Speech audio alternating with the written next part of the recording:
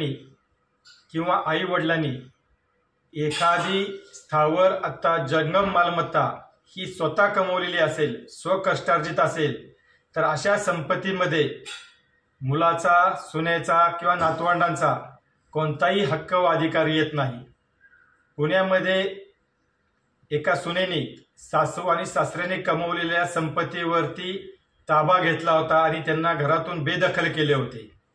ती केस मी लढली आणि त्याच्यामध्ये सासू सासऱ्यांना न्याय दिला आणि कोर्टाने आदेश दिला की सासू सासऱ्यांच्या घरातून सुनेने बाहेर पडावे. अशा प्रकारचे कितीतरी निर्णय सुप्रीम कोर्टाने सासू सासरे आणि आई वडिलांच्या बाजूने दिलेले आहेत.